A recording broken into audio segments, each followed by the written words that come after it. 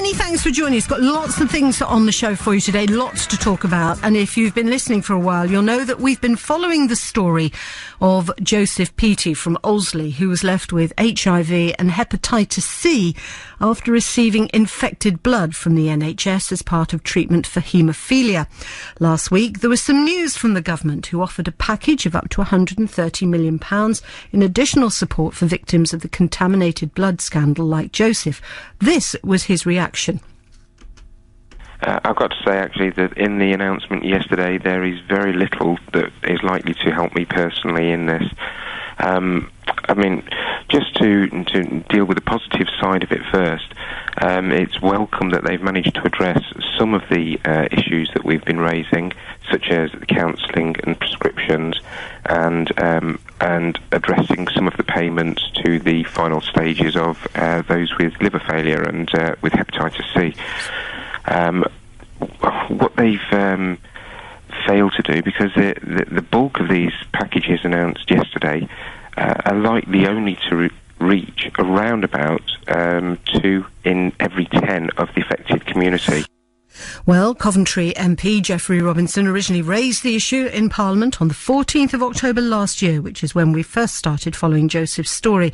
So what does he make of Andrew Lansley's statement last week? Let's ask him. Geoffrey Robinson MP, good morning, sir. Good morning. What do you make of Andrew Lansley's statement? What's your reaction to that? Well, I think it was a big disappointment, obviously, but it was, the little movement, 2 out of 10, as Joseph put it there, is about all that you could give it, really, but it is an extra 100+ million. They've tried a bit. It's, in a sense, they've done a little bit better than previous governments. This goes back, as you know, right back to Thatcher, and all the PMs, the governments haven't really done very well on it, but it is a disappointment, and I suppose we should keep the fight going, because people like Joseph, have been infected with death in effect. Yes. And it is just absolutely terrible that the government can be, any government, and our one, and the National Health Service, can behave in this way. I mean, when you appeared on the show latter part of last year, you agreed that the situation is absolutely shameful. And it's the only word. Shameful is a better word for it. It really is shameful. And it shames all the governments, my own included, but we're only one of them, that's had to do with it. I don't know whether you want to be so mean about it. We're not talking about huge sums. No. And again, the Secretary of State exaggerated the amount of money it would cost to adopt the Irish formula in full. They've seen their way forward to accept responsibility and really enact a measure of nothing can ever give back a life and health, those things that are most precious to us all. You can never give it back, but you can at least recognise the terrible suffering that you've caused. Having said that, I mean, Joseph has both HIV and hepatitis C. Yes, there's quite a few like him, and he's not alone in that, and yet there were no new measures to help people like him. Some. I don't think Joseph said it was only got 2 out of 10, I think, which is very poor.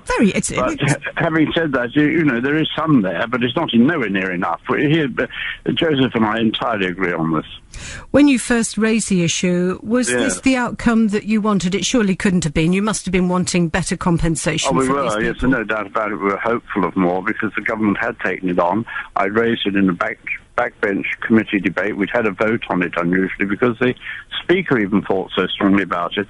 I should think every MP has got at least one person suffering from this dreadful... So why have the MPs seen fit to think that this is okay? I can't understand that. What is wrong with them? If they or somebody in their family had this situation, they'd be jumping up and down like nobody's business. I genuinely, Geoffrey, you and I have spoken many times, I genuinely don't understand this. I don't understand what is wrong with people who have the position to make lives better for those who... What we need is the constituents getting on to their MPs more vigorously, the way Joseph... He wouldn't let it go for all those years till I got that debate, we highlighted it, but even then we had less than 50 MPs voting with us, and every single MP must be affected by it in the same way as I am by Joseph. It's just, I don't know what's the matter with them. They're really wimps, or they don't care enough. As you say, if it was their own family we'd hear, and we never hear an end to it. I mean, it's interesting. One simple thing campaigners have been after is an apology. Now, when Andrew Lansley spoke to the House to deliver the news, he did start with an apology of sorts. Here's what Joseph had to say about that. They seem to be unable to find quite the right words to actually pull off a full and proper apology for us. He still insisted in his so-called apology yesterday that the government, that the NHS of the day, did its absolute best for the community. And that's been disproven by the public inquiry under Lord Archer and questioned in the courts, and it's quite clear that they didn't do the best for us at that time. I mean, it even just getting an apology seems to be quite difficult. I know the Tainted Blood group, the organisation, are now begging. They've written to the minister, and they're saying, we're going to do something we've never done before. We're going to beg you to do as you suggest and try to bring closure for all of us. For many, they're just not going to get closure, Geoffrey, and I just think the whole saga is absolutely shameful. It's a very poor indictment on the members of Parliament. Yes, I don't disagree with that. I'm going to have to take it on the chin. We've done it. Well, you at least have been campaigning. I don't hear many other MPs jumping up and down. I think I've led the campaign over the last year or so. But, I haven't been as successful as I've been on other matters. And listening to Joseph, he's such a reasonable man in a situation that invokes the biggest outcry of horror and shame at what's happened. I mean, the dignity and patience and the noble way the sufferers have borne it, I think, is the only redeeming feature in the whole situation. Do you know, Geoff, there was one cynical view, because the chairman of Tainted Blood had died just before Christmas from these very circumstances. Yes, and many have already died. We're talking, 5,000 overall. One cynical thought was, well, if the governments, and I use that word plurally, prevaricate long enough, they'll have all died, problem solved. Yeah, that's disgusting, isn't it? I mean, that really is disgusting, not shameful. That's disgusting. We're going to go on fighting. We will. You can be sure of that. And let's hope we can progressively improve the situation, even if it's not... certainly this doesn't bring closure to it. No. Geoffrey, I'm sure we'll talk on this again. I thank you for your time this morning. We look forward to it. Geoffrey Robinson, thank you very much indeed. It is, I think, shameful. Nobody, I cannot imagine, and you listening to this now...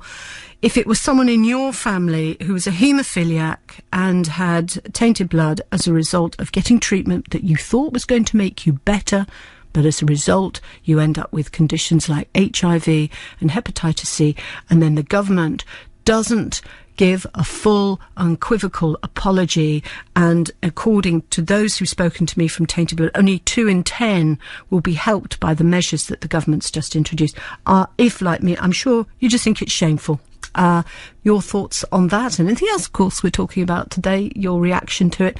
And if you want to know more about Tainted Blood, I'm happy to give you those details as well. 0845 900 5200. BBC Coventry.